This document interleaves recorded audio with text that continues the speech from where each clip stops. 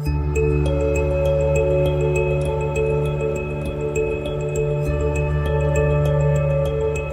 evening and welcome. My name is Megha Iyer, Associate Editor of EPR magazine, and we welcome you to the Power Talk on the future of energy management systems. My colleague Ms. Harcha Bhaskar is here to introduce you to the panelists and to moderate the session. So, delegates, let's sit back and enjoy this special interactive session. I welcome Ms. Harcha. Thank you, Megha. Energy management has become a buzzword across industries. India's energy management system industry is rapidly expanding and has a potential to become a significant source of revenue for the country. India's emphasis on the energy sector has developed the region's energy management system. Furthermore, the inefficiency of the power grid supply is forcing the government to implement energy management system to reduce transmission losses. Changing trends and energy requirements in the country have benefited the energy management system industry. On this note, EPR is hosting a live power talk on the future of energy management system. Energy experts, utility providers, energy storage providers, and energy management companies will analyze the eventual need for the energy management technologies and system in the coming years. Furthermore, we will assess how efficient energy management system can help to reshape India's future energy goals. Ladies and gentlemen, it's an honor and a privilege for me to introduce you to our today's distinguished speaker, Mr. Vikram Gandotra, Head Utilities, Sales and Strategy, Siemens Limited, Mr. Animesh Mishra, Head Sales and PR, Corporate Communication, Energy Efficiency Services Limited. Mr. Vikram, there are a few questions in the Q&A box. Mr. Deep Saxena is asking, what time frame you're looking for predictive and autonomous control and SCADA? So Deep has a very interesting question. The issue is that it really depends on how much data is made available for research and working on this aspect. So that in turn depends a lot on how much of the utilities they are able to use their systems and share that data with the R&D people. So just to give you an example, to make a predictive algorithm, it is said that you need about 3 to 5 years of actual data to make a predictive algorithm for some systems. So this is at least the minimum for a predictive. And then if you want to go to the next higher level of autonomous, that is, of course, as I said, that is the aspiration and that is the target on which one would like to go. But it is going to be quite far, I can say that, yeah. But technology and ways to use technology, they are changing so fast. During one lifetime, everything changes. When I was maybe talking to a colleague some time back, when we started our career, I would have laid a bet that there was no way that we will have a video conversation like this. Yeah? And I would have lost that bet some years ago. Yeah? So it is definitely going to happen. The technology will be there, and it's a matter of time how fast we are able to do it. And not only the applications will come from this industry, but there are a set of adjoining applications where such the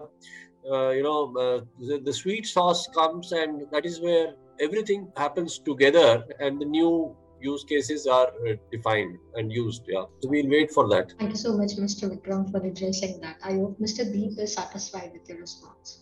Also, Mr. Vikram, Harish Babu is asking that with digital twin, are you trying to digitalize the power system assets of the grid, and how will it bring values? Can you please elaborate the strategy that how will get value to it? So, Harish, thank you. So, digital twin, when we talk about, this term actually came into being when they were designing things like spacecrafts or rockets which are going into space, so that before a rocket or a spacecraft is built, it is seen through a digital model, through a number of iterations, and seen that it is going to be reliable and it will work the way it is. Now, this model was extended to other things like even automobiles. Yeah, an automobile model is built much before a car is or a vehicle is actually produced.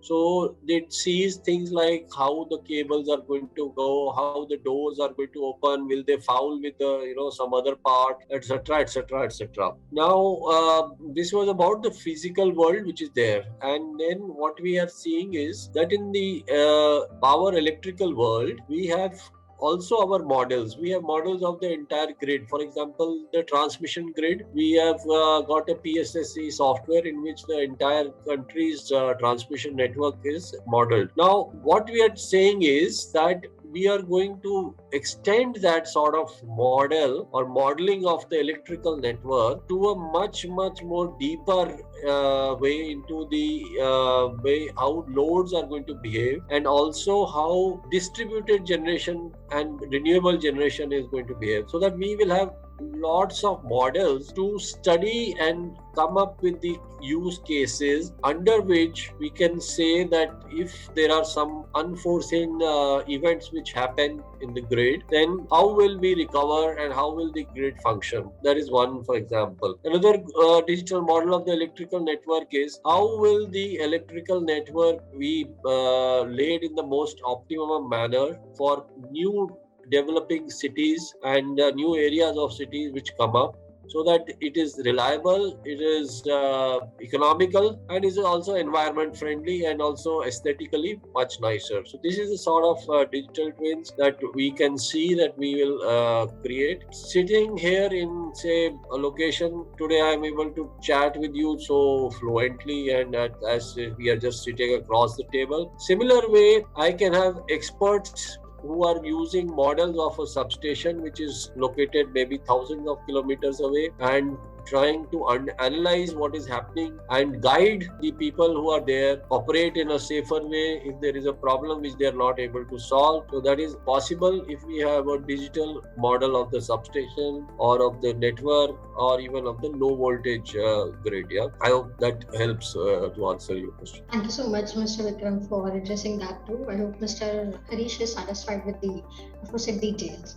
Mr. Animesh, with your presentation, Harish Babu is also concerned about our readiness to recycle e-waste created by old meters. Harish, I think it's a very genuine concern, but that is something which has to. There are some devils which come around along with the development and the cycle of any digitization which is happening across globe in various aspect and various electronic and electrical and energy sector or even in other sectors. But having said that, see, this industry of smart meters of energy is interdependent of many things, and especially when it comes to the technology of network. Today we are working on 4G technology, which actually was launched in India somewhere in 2014. 8 years down the line, we are still on that technology, and 5G has just been auctioned and it will come.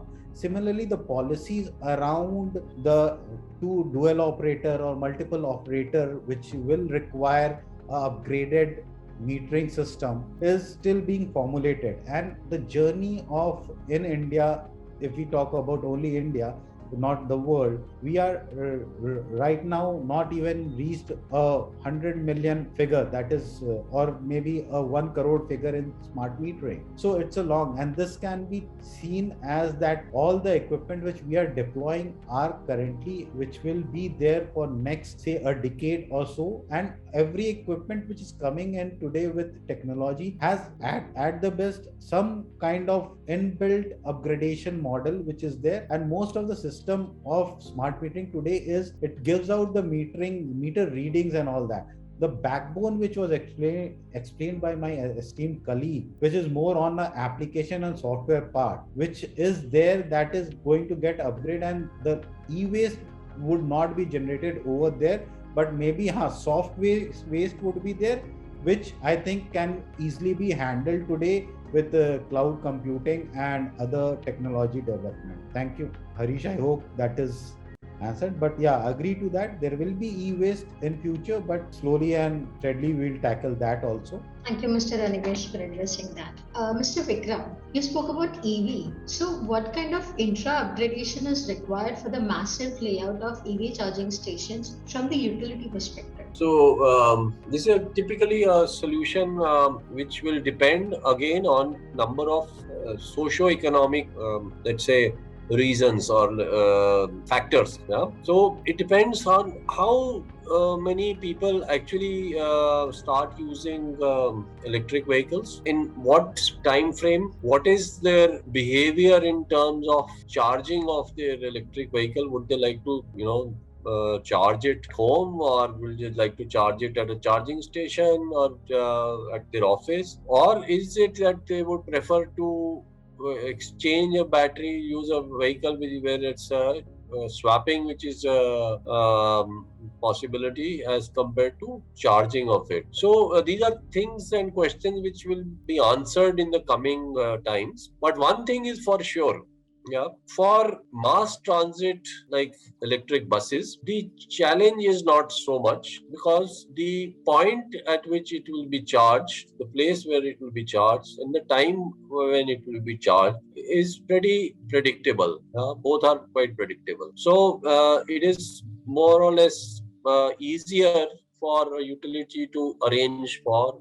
that power supply. Of course, in congested cities like Bombay and Delhi, it is a very big challenge to lay more copper, more cables, no doubt about that. But at least it is more, the problem is defined and the solution can be worked out. But if there is an influx of large chargers, fast chargers, large capacity fast chargers, then of course it is, as a friend of mine from France once told me, it is like a problem of a large washing machine going anywhere in the city. Yeah, so if there are, say, thousands of such vehicles which are rolling around the city, where will they, at what time will they decide to get attached to these fast chargers is the real problem. Yeah, so that is something which will need study, not only of the electrical networks stress, but also of the other aspects which I said, the socio-economic behavior of the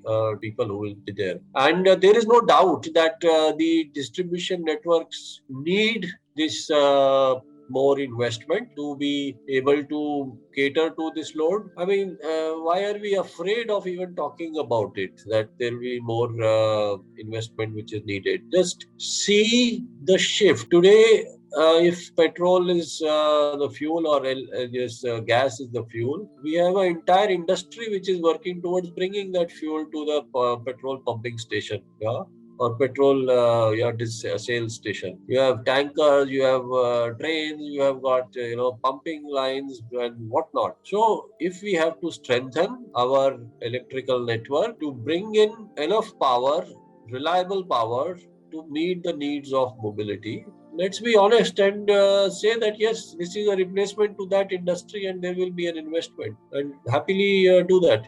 Thank you, Mr. Vikram. Of course, investments are important. Again, coming to the same thing, what kind of demand is required for ROI for utilities when they expand the EV charging infrastructure? When we also see hydrogen vehicles as another alternative option for the future. So these are again something outside a realm of electrical engineer. Yeah. So when petrol vehicles were launched, or no, incidentally, the vehicle which was used before petrol or fuel gasoline was electric vehicle. They were used in Europe, and they were used in US as well. There were socio-economic reasons with very cheap availability of oil. I mean, they used to say just dig a few feet and you will get enough oil, and you can put up and sell it anywhere on a highway, and you start selling it. So that is how US Rockefeller, if you read the history of gas automobiles, that is how he started building a network of distribution of oil, and that led to everybody going for gasoline engines rather than electric vehicles. So today the world is saying, and incidentally, that was also to replace a polluting vehicle, which was the horse run vehicle. Now today we are saying that horses are less pollutant than gasoline, and even electric vehicles are even less pollutant.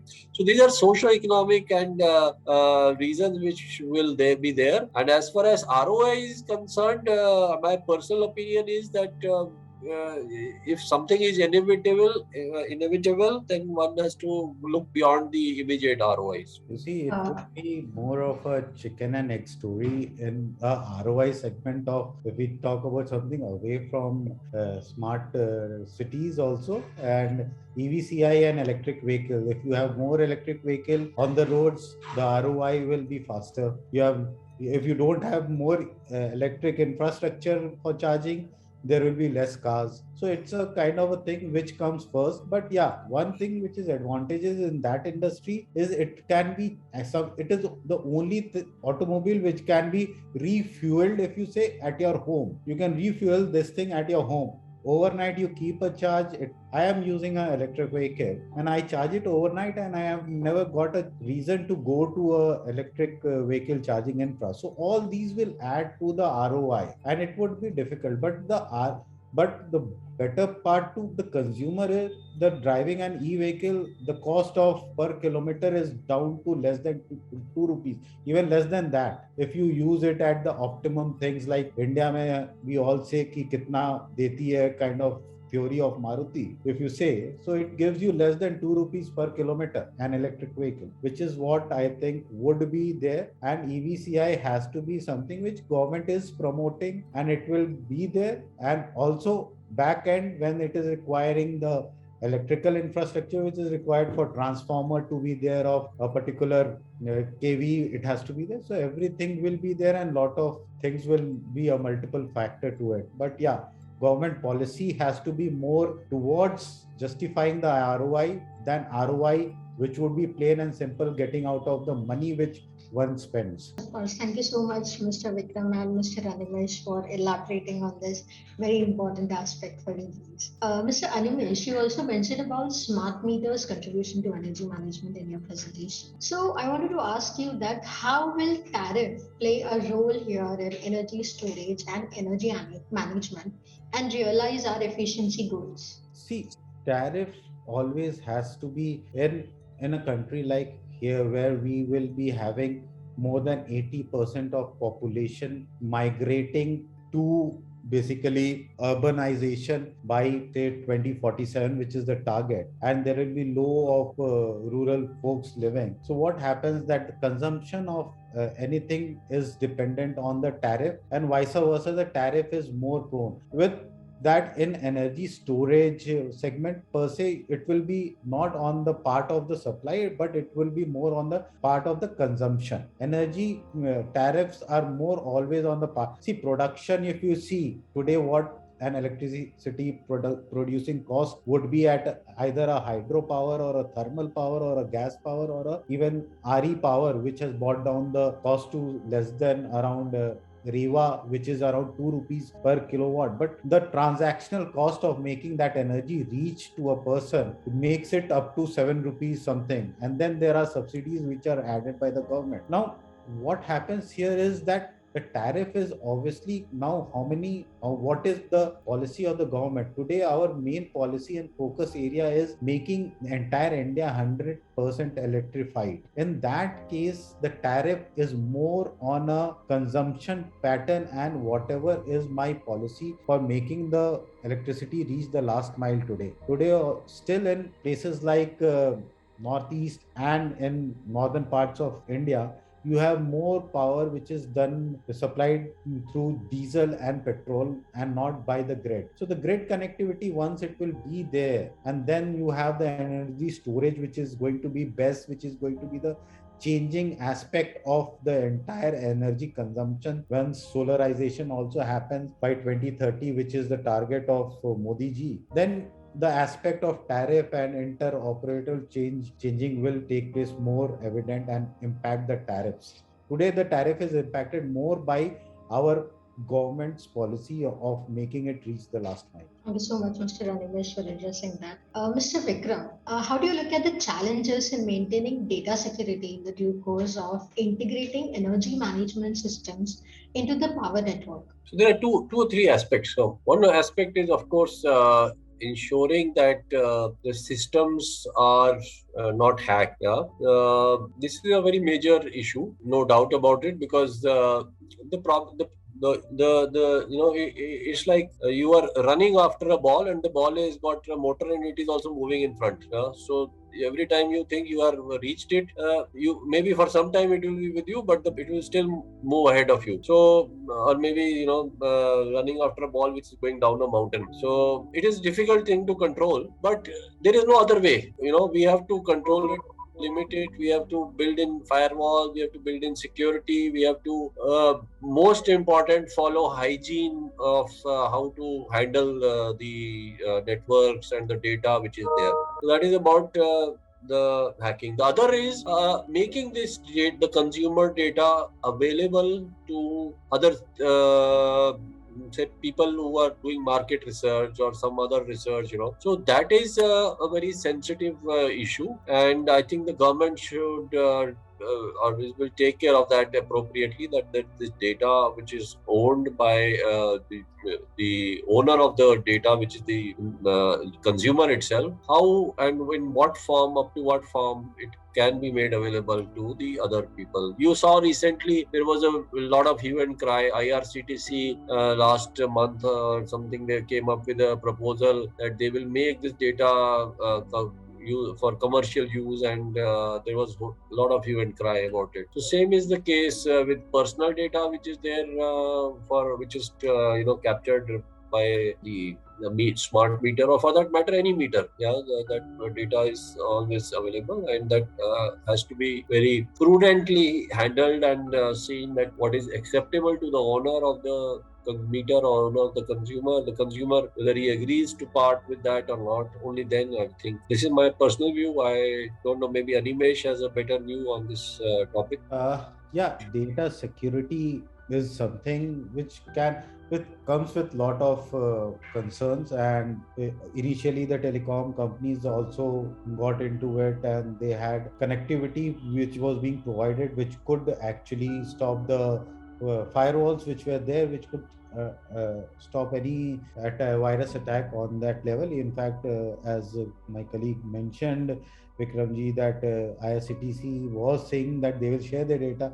Before that, there have been multiple attempts on IRCT website with pushing in lot of data, so that ticket booking were getting stalled and all that. So cyber security will be there, and we have always 24/7 people and agencies like EarNet and NIC working on that, and ensuring that all the government citizen centric sites like Aadhaar and also now Arogya Setu, these are all well protected, and where most of the data are being stored. And similarly, the attaching of the PAN and Aadhaar, everything. So there is lot of work which has been done in data security, while there will be always innovative ways by hackers and everybody to do way with that. But government is taking enough steps, and setup of which was set up more than a decade ago, the cyber security cell and all that, they are on constant monitoring. Now today, even you have different social media monitoring also, because of that kind of thing, where you don't know where the attack comes from which site it can come and log into your own computer. If you log into Twitter, you log into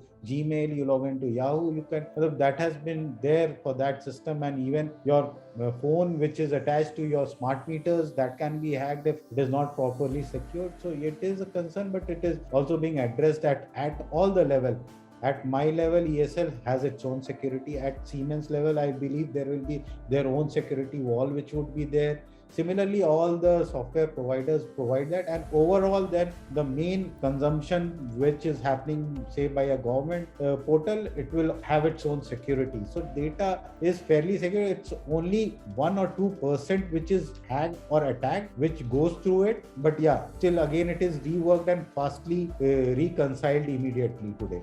So the technology has provided our software expert with good expertise which can handle this kind of. Thank you so much, Mr. Animesh and Mr. Vikram, for addressing that. Time for closing. Thank you, dear panelists, for this such informative power talk on today's topic of the future of energy management systems, and for sharing your views on the same. Now, I would like to invite Ms. Harcha to take it forward with the closing remarks. Thank you, Megha. Thank you, panelists, for sharing your valuable thoughts on the future of energy management system. We hope you all have enjoyed the session. Before wrapping up the session, we would like to thank our distinguished panelists, Mr. Vikram Bandotra, Mr. Animesh Mishra. I would also like to thank our associate editor, Ms. Megha Iyer, and our editor, Mr. Prasad Nair, for taking this initiative. To get more updates from EPR Magazine, you can follow our social media pages. Also, our application is available on Google Play and App Store for enhanced reading. With this, we would like to announce the closing of today's session.